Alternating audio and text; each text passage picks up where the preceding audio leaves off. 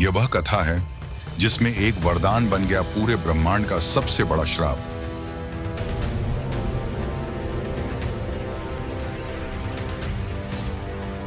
और जहां महादेव को बचाने के लिए स्वयं विष्णु ने धारण किया मोहिनी का अद्भुत रूप।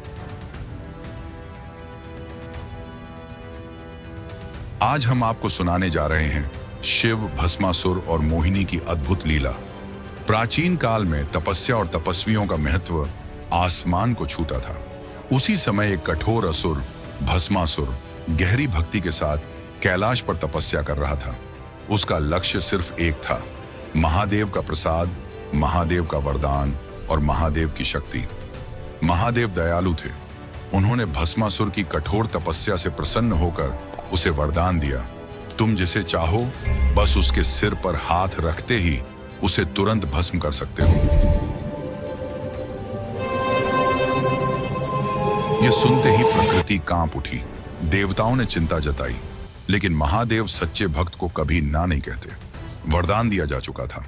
शुरुआत में भस्मासुर ने वरदान का सही इस्तेमाल करना चाहा, लेकिन शक्ति का नशा अहंकार में बदलने में ज्यादा समय नहीं लेता। शैतानी हंसी के साथ वह बोला, अब मैं सबसे शक्तिशाली हूं, देवता हूं या दानव, कोई मुझे रोक नहीं सकता। देव लोग भागकर महादेव के पास पहुंचे, लेकिन महादेव ध्यान में लीन होना चाहते थे। उन्होंने सबको शांत रहने को कहा।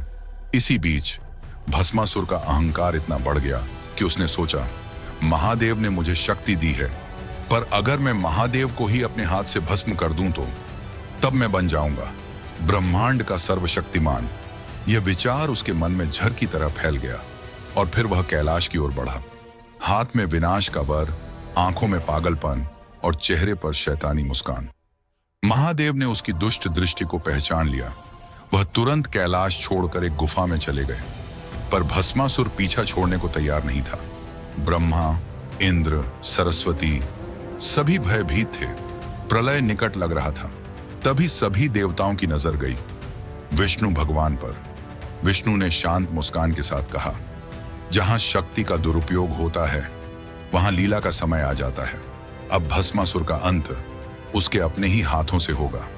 और फिर विष्णु ने धारण किया मोहिनी अवतार। ऐसा रूप जिसे देखकर स्वर्ग के फूल भी फीके पड़ जाएं, ऐसा सौंदर्य जिसकी चमक से अग्नि भी शांत हो जाए।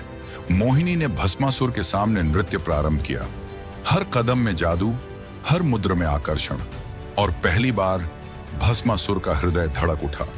मोहिनी ने कोमल स्वर में कहा, असुर राज, तुम कितने शक्तिशाली हो, पर क्या तुम मेरे जैसा नृत्य कर सकते हो? अहंकार से अंधा भस्मासुर चिल्लाया, मैं सब कर सकता हूं, तुम्हारा हर कदम दोहराऊंगा।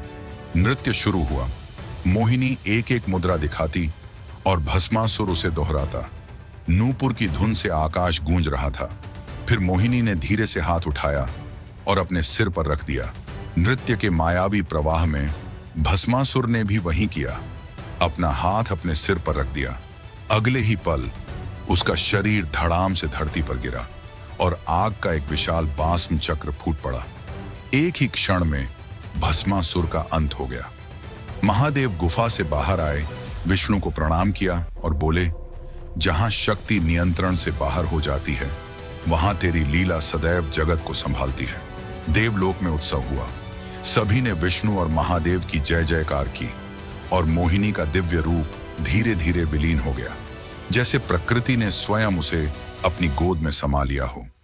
यह कथा सिर्फ एक असुर के विनाश की नहीं, यह कथा है अहंकार के पतन की। यह याद दिलाती है, शक्ति तभी पवित्र है जब वह मर्यादा में रहे, और जब अंधकार सब कुछ निगलने लगता है तब महादेव और विष्णु की दिव्य लीला हमेशा संसार की रक्षा करती है। जय महादेव, जय हरि, हर हर महादेव।